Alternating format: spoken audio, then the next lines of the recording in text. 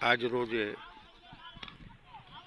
તાલુકા wise RSSનો બાળ camp ઈશ્વરાશ્રમ Vandhai મધ્યે ચાલુ છે. ગઈકાલથી આરંભ થયેલ આ કાર્યક્રમ રાષ્ટ્રના નિર્માણ માટે અને હિન્દુ સંસ્કૃતિના ઉજાગર માટે ખૂબ જ જરૂરી છે. અલગ અલગ ગામેથી આવેલા બાળકો જ્યારે એકસાથે રમતા હોય ત્યારે એ મૈત્રી ભાવ કેટલો વધે અને રાષ્ટ્ર નિર્માણનું આ બહુ મોટું યોગદાન કહેવાય.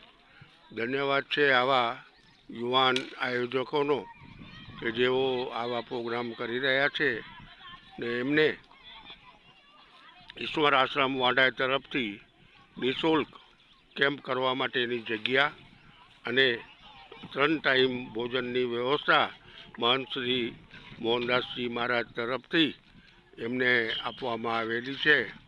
તો આવા રાષ્ટ્રના કાજે આ ઈશ્વરાશ્રમ વાંઢાઈ હર હંમેશા સમર્પિત રહે છે. તો આજે આ બપોર સુધી આ ગઈકાલથી આરંભ થઈ ને આજે બપોર સુધી આ RSSની યુવા ઘડતર આયોજનને કાર્યક્રમ ચાલી રહ્યો છે.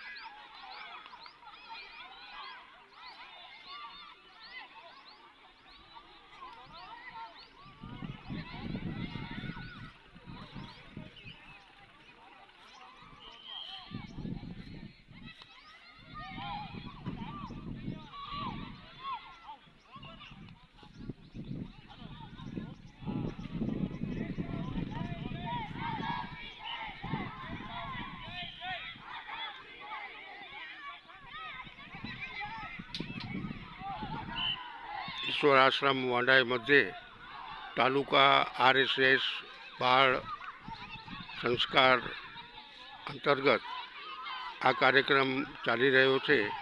એનામાં દરેક જ્ઞાતિના હિન્દુ સમાજના બાળકો આનામાં ઉત્સાહભેર ભાગ લઈ રહ્યા છે.